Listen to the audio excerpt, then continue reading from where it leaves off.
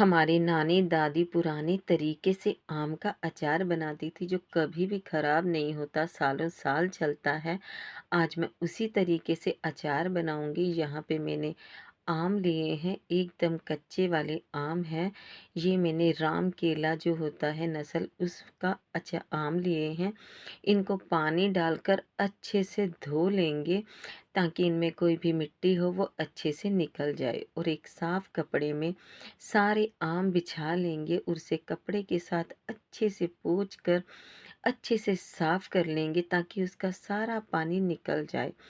और जो इसके ऊपर से इस तरह से डंडी लगी है, सारे आम की इसी तरह से हम डंडी निकाल देंगे। आपको जैसे पीस पसंद हो, बड़े छोटे जैसे आपको पीस चाहिए, उस शेप में आपको आम के टुकड़ों को काट लेंगे। यहाँ पे मैंने पीस थोड़े से बड़े रखे हैं और इनका जो गुठली है उसे अलग कर देंगे। मैंने सारे आम इस तरह से काट लिए हैं और इनकी गुठली है वो भी थोड़ी अलग कर दी है।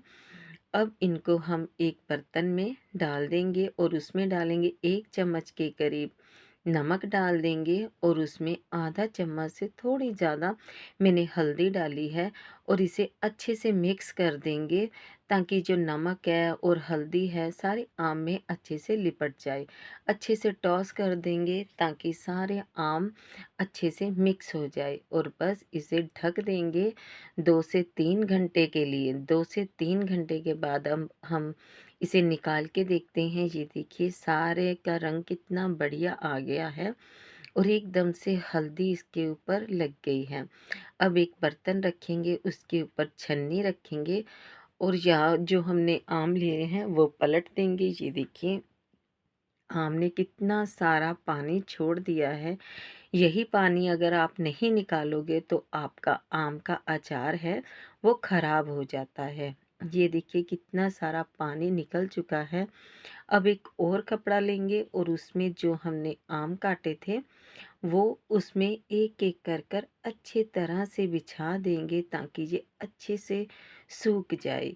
ये देखिए एक एक जो हमने पीस काटा था उसे इसी तरह से अलग कर देंगे और अच्छे से बिछा देंगे 2 से 3 घंटे के लिए। अब यहाँ पर मैंने कढ़ाई ली है, उसमें आधा कटोरी के करीब मैंने सौंफ ली है, और यहाँ पे मैंने मेथी दाना लिया है, और यहाँ पे मैंने साबुत जो धनिया होता है वो लिया है। यहाँ पे थोड़ी सी राई ली है और इसमें डाली है मैंने कलौंजी।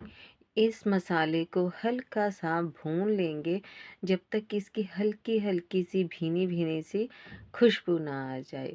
ये देखिए इसे इस तरह से धीमी आंच पर भून लेंगे। और ये देखिए यहाँ पे ये देखिए मसाला जो एकदम से चटक जैसा हो जाता है, बस वैसे ही रखना है। यहाँ पे हमने मिर्च डाली है, उसमें डाल दिए हैं मसाले जैसे कि मिर्च, हल्दी डाली है, नमक डाल दिया है। नमक कम डालिए क्योंकि पहले भी डाला था।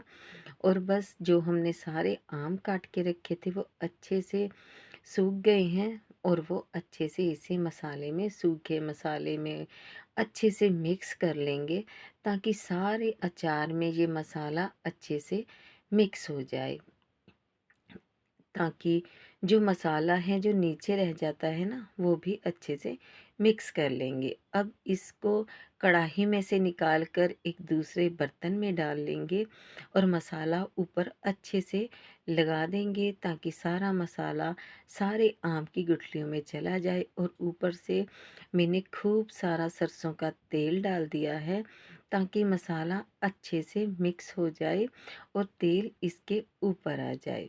और ये देखिए मसाले की रंगत बहुत ही ज़्यादा बढ़िया आ गई है।